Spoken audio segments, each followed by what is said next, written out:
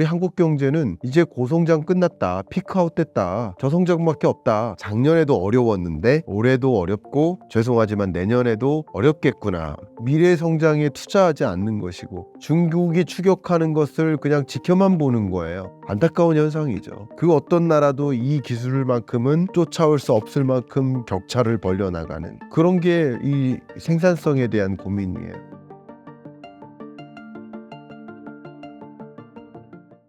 네, 안녕하세요. 김광석입니다. 저는 매년 경제 전망서를 발간하고 경제를 전망하고 경제를 분석하고 실물 경제를 연구하는 연구자라고 소개해드리고 싶고요.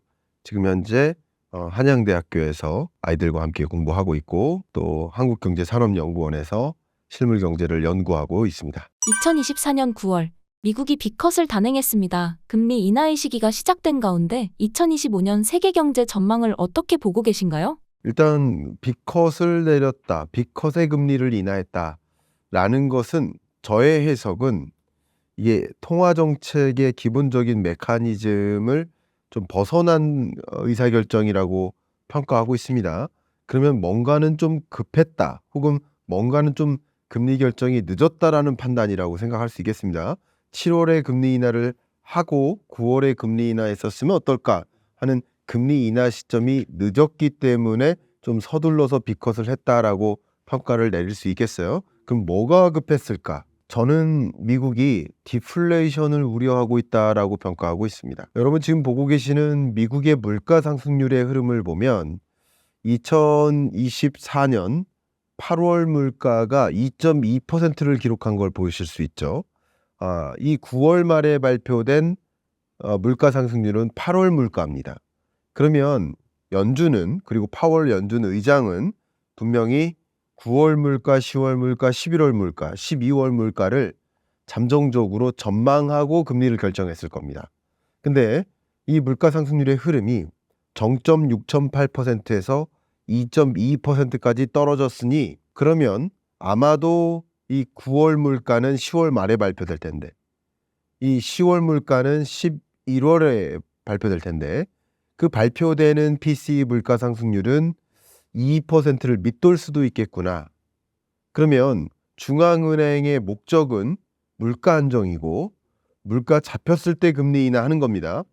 물가가 안 잡히면 금리 인하할 수가 없는 겁니다. 근데 물가 잡혔다라는 그 판단, 물가 안정이라는 그 판단은 목표 물가 2%에 부합하느냐 여부예요. 근데 2%를 웃돌아도 안 되겠지만 밑돌아도 안 되는 겁니다. 쉽게 말하면.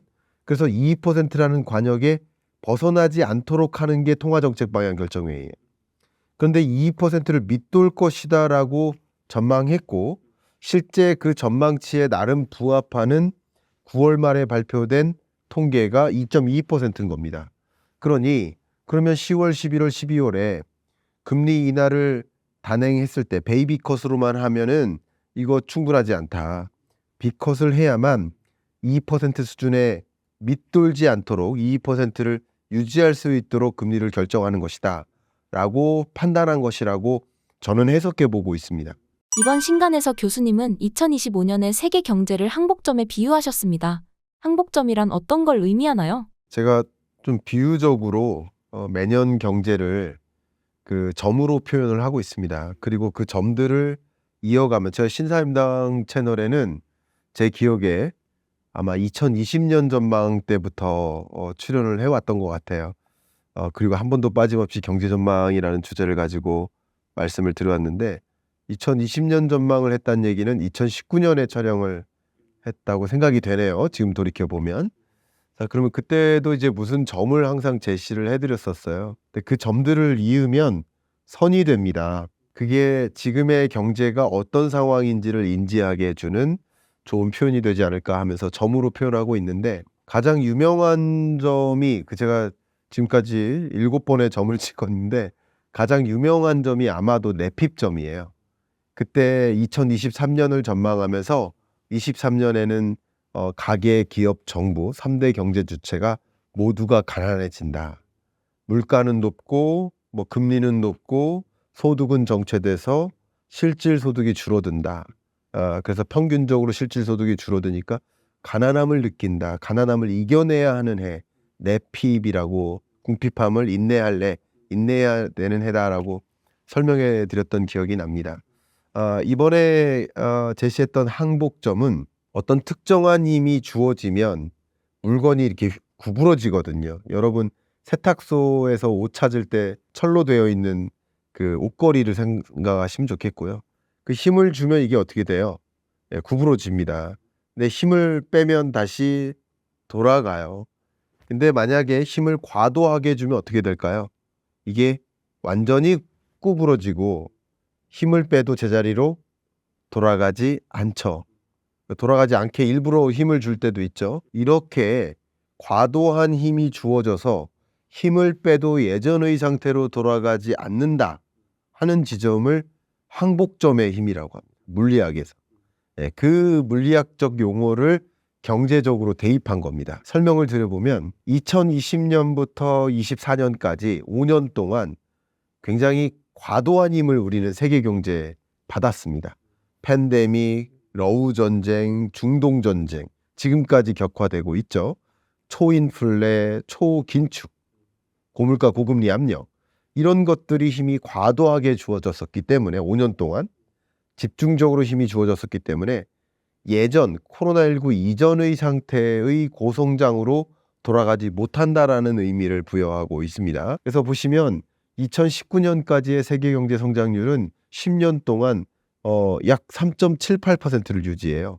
근데 25년 그 전에도 그렇지만 26년에도 그냥 저성장 고착화돼 버리는 거고, 그냥 성장률 자체가 3.2, 3.3%, 그러니까 저성장 고착화돼 버린다. 과거의 고성장으로 돌아갈 수 없다. 그만큼의 힘이 주어지는 말 그대로의 시대다. 그래서 항복점이라고 비유적으로 설명을 해봤습니다. 2025년 한국 경제 전망은 어떻게 보고 계신가요? 네, 한국 경제도 마찬가지입니다. 이 항복점이 작용되기 전 단계의 2019년까지는 한국 경제 성장률이 2.78% 수준을 유지합니다. 그러다가 이 항복점이 주어진 이래로 한국 경제는 이른바 22년에도 1.9, 그냥 비유적으로 설명드릴게요. 23, 24, 25 다 1.9%의 성장세를 유지합니다. 이게 왜 그렇게 말씀드렸냐면 23년 성장률이 1.4%로 모두가 가난해졌다라고 제가 설명해 드렸던 그런 경제 성장률을 기록해요. 1.4%가. 굉장히 낮은 성장률이에요. 근데 이후에 24년에는 성장률이 올해 2.4%로 반등하는 것처럼 보이지만 이 성장률은 기저효과에 따른 반등이에요. 그러니까 상쇄를 시켜야 돼요. 그래서 상쇄시키는 방법이 뭐냐면 1.4와 2.4를 평균 내는 겁니다. 그럼 1.9가 돼요. 정확히. 그래서 22, 23, 24, 25, 1.9%의 흐름을 유지한다. 이렇게 생각하시면 좀 제일 지금 실물 경기의 기조를 이해하실 수 있으실 수 있다고 봅니다. 그런 관점에서 잠재 성장률 2%를 그냥 밑도는 저성장이 고착화돼 버리는 이런 국면이고, 제가 그전에도 신사임당 채널에 나와서 강조해서 말씀드렸는데 경제 위기와 경기 침체는 구분하셔야 된다. 그러니까 이런 걸 경제 위기라고 하지 않는다. 경제 위기는 보시는 것처럼 2020년 팬데믹 때 찾아온 게 경제 위기예요. 그리고는 지금 L자형으로 꺾여 들어가죠. 보시면 세계 경제도 마찬가지로 꺾여 들어가고, 그시죠? 역시 L자죠. V자가 경제 위기예요. L자는 경기 침체입니다. 이렇게 세계 경제적으로 역사적으로 4번의 경제 위기가 왔고, 그리고 지금은 L자형 잠재 성장률 혹은 10년 평균 장기 성장률을 밑도는 국면인 것이지 이게 경제 위기는 아니다라고 의견을 좀 드리고요. 미국 경제도 성장 둔화하고, 그리고 중국 경제도 성장 둔화하고, 그 세계 경제도 성장 둔화하고 L자형 경기 둔화 국면이죠. 한국 경제도 역시 작년에도 어려웠는데 올해도 어렵고 죄송하지만 내년에도 어렵겠구나. 저성장이 고착화되겠구나 라고 의견을 드리고, 경제 위기와 경기 침체는 다르니 이것은 일종의 경기 침체적 현상이다 라고 의견을 드리고, 어떻게 가정하느냐에 따라서 여러분의 의사결정이 완전히 달라지거든요. 경제 위기라고 가정할 때와 경기 침체라고 가정할 때 완전히 달라요. 경제 위기 온다고 그러면 다 팔아야 돼요. 현금만 갖고 있어야 되는 거예요. 근데 경기 침체일 때 답할 필요는 없어요. 왜냐하면 이 부분 중요합니다. 실물 경제적 현상과 자산 자본 시장의 현상이 엇박자가 납니다. 많은 분들이 경기가 안 좋은데 집값이 어떻게 올라요? 경기가 안 좋은데 어떻게 과연 뭐 주가가 올라요? 이렇게 생각을 하시는 분들도 계신데 이게 실물 경제적 현상이 자본 시장의 현상과 다르다. 이 다름을 보여주는 의미심장한 용어가 The Gap Between Wall Street and Main Street입니다. 그러니까 메인 스트리트는 실물 경제를 뜻하고 그리고 월스트리트는 자본시장, 자산시장을 뜻하는데 그 두 가지가 완전히 갭이 벌어져서 따로따로 흘러간다라는 뜻이에요. 우리는 이런 현상을 이미 겪었어요. 가장 강하게 겪었던 게 20년, 21년 팬데믹 경제 위기 상황. 메인 스트리트는 정말 힘들었습니다. 실물 경제는 힘들었다고요. 경제 위기 상황이었으니까요. 그러나 자본시장, 자산시장은 어땠나요? 폭등했죠. 그러니까 이게 그 갭이에요. 마치 이렇게 갭이 벌어져 있는 것처럼 24년 하반기, 25년 경제도 실물 경제는 어렵겠지만 자본 자산 시장은 나름 이 수도꼭지를 틀에 따라서 수도꼭지를 오른쪽으로 돌리면 물이 떨어지죠. 물이 실물 경제로도 가긴 가겠지만 자본 자산 시장으로 많이 가기 때문에 그래서 이 갭이 벌어질 것으로 보고 있습니다. 정리를 잠깐 한다면 경제 위기와 경기 침체는 다르고요. 경기 침체라고 해서 주가 침체라고, 경기 침체라고 해서 부동산 침체라고 단편적으로 공식화해서 대입하시면 안 되겠다라는 말씀을 드리고 이렇게 강조를 했기 때문에 이 순간에도 악플로 아니 경기 침체된다고 했는데 집값 왜 상승한다고 하나요? 라고 댓글 다는 분들 계세요. 그런 댓글에 또 흔들려서도 안 되십니다.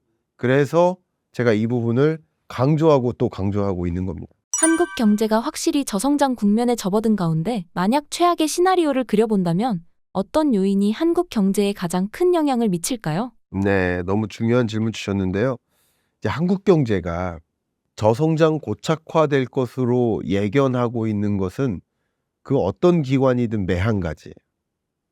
그게 어떤 식으로 저성장 고착화되고 있냐면 잠재 성장률 자체가 떨어지는 현상이 이 부분을 좀 추가적으로 설명드리도록 하겠습니다. 잠재 성장률의 개념은 조금 어려울 수도 있지만 쉽게 말씀드리면 이렇습니다. 잠재 식사량하고 비슷해요. 보시면 제가 등치가 작지는 않기 때문에 잠재적으로 식사량을 그래도 한 끼에 한 공기는 뚝딱 먹지 않을까 이런 생각을 하시잖아요. 그 정도가 잠재 식사량이에요. 근데 제가 오늘따라 운동이 너무 많았었어 가지고 허기져요. 그러면 한 공기만 먹을까요? 두 공기 먹을 수도 있는 거예요. 근데 반대로 오늘따라 너무 컨디션이 안 좋아요. 너무 컨디션이 안 좋으니까 어떻게 합니까? 감기 걸려 가지고 3분의 1도 채 못 먹어요. 이렇게 많이 먹고 적게 먹는 현상들은 실제 식사량이에요. 이게 뭐냐? 잠재 성장률은 잠재 식사량과도 같아요. 그 나라의 경제 구조, 산업 구조, 인구 구조 이런 것들을 고려했을 때 한 2%는 성장하겠지라고 기대할 만한 거. 근데 뭐 코로나19가 닥치고 전쟁이 닥치고 초인플레이션이 닥치고 여러 가지 변수들에 의해서 실제 성장률은 더 높을 수도 있고 낮을 수도 있어요. 이게 실질 성장률이에요. 근데 지금 고민하는 것은 실질 성장률이 둔화되는 것 자체가 아니라 잠재 성장률 자체가 둔화되는 거. 이게 가장 우리 한국 경제에 있어서는 우려되는 사항이라고 볼 수 있겠는데 그 잠재 성장률을 기본적으로 둔화시키는 가장 강한 동력은 인구 구조 변화죠. 인구 감소세로 접어들에 따라서 노동 투입이 줄어들고 그것으로 인해서 아무래도 기업들은 좀 부담을 갖고 있고 노동력 감소와 인건비 상승으로 야기되니까 그러니까 자본 투입이 또 이어지지 않고 노동 투입과 자본 투입이 줄어드는데 하나의 레고 블록이 또 있습니다. 위에. 그 하나 있는 거 이게 생산성이에요. 총 요소 생산성이라고 합니다. 근데 이 두 가지가 줄어드니 생산성이 유지된다 하더라도 잠재 성장률은 이 레고 블록 3개를 쌓았을 때 높이가 낮아질 가능성이 높겠죠. 그렇게 판단하는데 지금 해야 될 게 뭘까요? 노동 투입은 통제하기가 힘들어요. 자본 투입도 통제하기가 힘듭니다. 정해진 미래라고 하잖아요. 그럼 우리가 통제할 수 있는 게 뭐밖에 없어요? 위에 생산성이에요. 생산성을 올려야 돼요. 일하는 방식의 전환을 만든다든가, 예를 들면 노동시장의 유연화를 통해서 일가정 양립이 가능하도록, 또 많은 경력 단절 여성들이 경력 단절을 겪지 않도록 하는 유연근무 시스템, 이런 것을 조성한다든가, 청년들이 쉬었음의 형태로 많이 머무는데 노동시장에 편입되려 하지 않고도 있어요. 자기가 원하는 조건의 일이 있을 때만 일을 하겠다라는 의지도 있고, 물론 이런 노동 환경은 기성세대들이 만들어 놓은 거예요. 저를 포함한 그런 기성세대들이 청년들의 고용 환경을 이렇게 악화시킨 겁니다. 근데 어쨌든 청년들은 그런 여건에서는 눈높이가 또 높아졌기 때문에 미스매치 현상이 있는데, 이런 미스매치 현상 속에서 가장 우려되는 것은 노동시장의 진입시간이 지연돼요. 그럼 노동시장에 진입하는 시점이 지연되면 결혼 시점이 지연돼요. 혼인 시점이 지연됩니다. 그게 결국 상대적으로 출산 시점을 지연시키게 만들고, 이런 것들은 결국 출산율을 낮추게 만드는 요인이 돼요. 그러니까 이런 것들이 같이 엮여 있는데 어떻게 청년들을 노동시장에 적극적으로 유인시킬 것인가에 대한 고민도 필요하고, 이런 게 다 뭐예요? 총요소 생산성을 끌어올리는 일인데, 예를 들면 총요소 생산성 한다면 더 중요한 것은 R&D 예산을 더 높게 편성해서, 이게 우리나라의 구조가 정부의 R&D 예산이 25라고 한다면 나머지 75가 기업들, 민간의 R&D 예산이에요. 근데 25%에 해당하는 예산액이 줄어들면 나머지 75%에 해당하는 예산액도 줄어드는 거예요. 그러니까 25가 줄어드니까 95가 되는 게 아니에요. 25 대 75는 똑같이 유지돼요. 근데 25가 줄어들면 75도 줄어들어서 여전히 25 대 75가 되는 겁니다. 이런 구조로 가니까 정부가 R&D 예산을 줄여나감에 따라서 자꾸 미래에 대한, 우리가 갖고 있는 게 자원입니까? 우리가 가지고 있는 게 토지예요? 우리가 가지고 있는 게 노동력이에요? 노동, 토지, 자본 3대 생산 요소가 우린 다 부족해요. 자원도 없어요. 자원이 있으면 굉장히 강력해집니다. 근데 우리가 갖고 있는 건 오로지 하나, 기술밖에 없어요. 근데 R&D 예산을 줄이거나 이렇게 하면 미래 성장에 투자하지 않는 것이고, 또 신기술을 확보하지 않는 것이고, 중국이 추격하는 것을 그냥 지켜만 보는 거예요.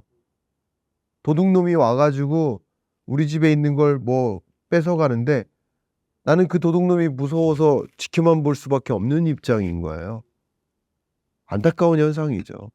그러니까 더 적극적으로 기술 격차를 벌리고 우리만의 독특한 유망 기술을 확보하고, 그 어떤 나라도 이 기술만큼은 쫓아올 수 없을 만큼 격차를 벌려나가는, 그런 게 이 생산성에 대한 고민이에요. 그다음 마지막 한 가지 더 말씀드리면 바로 교육 부문에 대한 고민입니다. 많은 분들이 학령 인구가 줄어드니 교육 예산 줄여야 된다라고 의견을 주세요. 그 부분도 저는 존중할 수 있다고 생각합니다. 다만 저의 생각은 좀 다릅니다. 학령 인구가 줄어도 교육 예산을 줄이지 말자. 1인당 교육 예산을 높이자. 왜? 그만큼 전 인구의 인재화가 필요하다. 산업에서 요구하는, 특히 미래 산업에서 요구할 만한 그런 역량을 갖출 수 있도록 이런 인재들을 더 많이 양성해야 된다. 그래서 인구수가 줄지라도 그 각각의 생산성이 올라간다면 생산 전체 캐파가 줄어들지 않는 것이다. 그래서 우리 경제를 봤을 때 정말 이게 중요한데요. 2024년까지는 우리 사회는 고령 사회입니다. 근데 이 사회의 분류 자체가 25년부터는 초고령 사회가 돼요. 전체 인구에서 고령자가 몇 퍼센트 차지하나, 그게 고령화율이고, 이 고령화율이 20%를 초과하는 그런 사회를 초고령 사회라고 하는데, 25년에 처음 초고령 사회에 진입합니다. 그러니까 이런 국면에서 노동 투입은 더 감소하고 부양 부담은 가중될 테고, 그러면 그런 사회에 적극적으로 공장 짓자 하면서 세계 많은 기업들이 우리 한국의 자본 투입을 늘릴 리는 없어 보여요.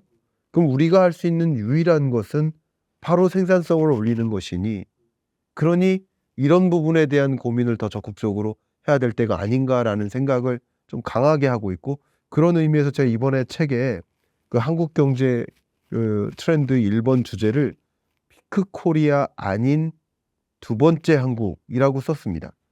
그게 제 주장입니다. 뭐냐면 피크 코리아는 우리 한국 경제는 이제 고성장 끝났다. 피크아웃 됐다. 저성장밖에 없다. 근데 그런 지적이 일견 타당해요. 그러나 그걸 그냥 받아들이지 마시고 이것을 반면교사 삼아서 그냥 이대로 있으면 그렇게 갈 수밖에 없으니 차라리 두 번째 한국이라는 어젠다를 제시하자 하는 저의 어떤 외침입니다. 예. 그래서 우리 경제가 뭐 잠재 성장률이 둔화되는 현상이 너무 안타깝지만 이런 더 적극적인 대응이 필요하지 않을까 하는 생각을 가지고 있습니다. 한국 경제를 바라보는 관점을 잘 제시해 주셨는데요. 이번 신간에도 이런 내용이 담겨 있을까요? 그럼요. 25년 경제전망서, 그러니까 매년 경제전망서를 쓸 때 세계 경제 트렌드, 한국 경제 트렌드, 그리고 산업 기술 트렌드, 이게 3대 목차고요. 네 번째 목차가 25년 경제 전망과 뭐 우리의 대응 전략이죠. 그런 것을 이제 말씀드리는 건데, 이 한국 경제 트렌드의 주제들 중에 하나가 바로 그런 내용이라고 볼 수 있겠습니다.